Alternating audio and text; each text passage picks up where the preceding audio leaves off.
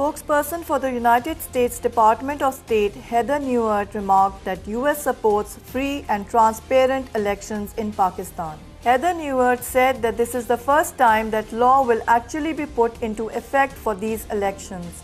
We hope that the new comprehensive and transparent legal framework facilitates the peaceful transfer of civilian power to a democratically elected government.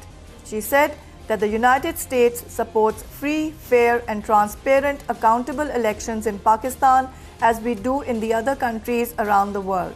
The United States, along with other international partners, has supported Pakistan's implementation of its historic 2017 Electoral Reforms Law. A meeting of the Federal Cabinet, presided over by Prime Minister Shahid Khaqan Abbasi, approved various policies and appointments. The Cabinet approved the National Internal Security Policy 2018-2023, National Transport Policy of Pakistan 2018, National Films Policy, National Culture Policy, and Cancer Control Program formulated by the Ministry of National Health Services Regulation and Coordination. The Cabinet approved the Memorandum of Agreement between Pakistan's Ministry of Commerce and Department of Trade and Industry, Government of the Republic of Philippines on rice trade. United States Commission on the International Religious Freedom revealed in the annual report that banned outfits are targeting minorities in Pakistan. The report states that religious minorities in Pakistan, including Christians, Hindus, Sikhs, Ahmadis, continue to face attacks and discrimination from extremist groups and society at large. The report states that 231 people were killed and 691 injured in different incidents targeting minorities in Pakistan last year. The forced conversions of non-Muslims continued despite the passage of the Hindu Marriage Act. The report states that the government of Pakistan failed to protect these groups adequately.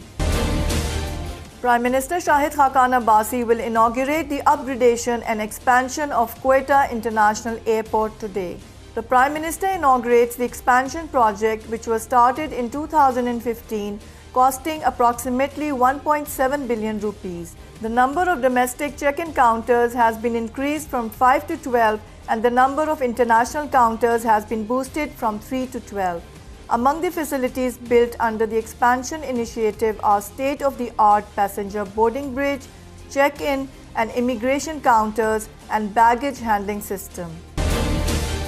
Israel said it hit dozens of military targets in Gaza in response to a barrage of mortar and rocket fire from Hamas. The Israeli army said 3 Israeli soldiers were wounded by projectiles fired from Gaza, 1 moderately and 2 lightly. On the other hand, Hamas and its allies declared shared responsibility for the attacks, saying it was in retaliation for Israeli attacks targeting their positions. The UN Security Council is expected to discuss today the attacks on Israel, following a request by the United States for an urgent meeting. Cricket's world body decided against scrapping the toss in Test cricket, describing it as an integral part of the game. The International Cricket Council was mulling doing away with the flip of the coin during the World Test Championship scheduled to start from July 2019. The ICC Cricket Committee, chaired by Indian spin legend Anil Kumble, debated the toss among other issues.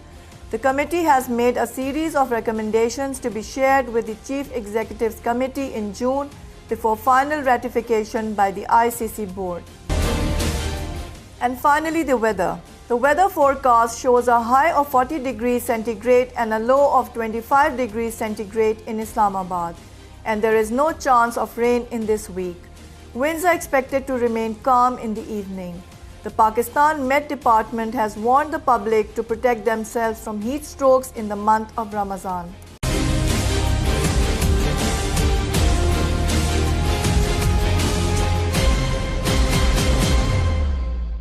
Please subscribe to Hums Up TV and hit the notification icon on the screen to get the latest updates of our channel. Thank you for watching Hums Up TV.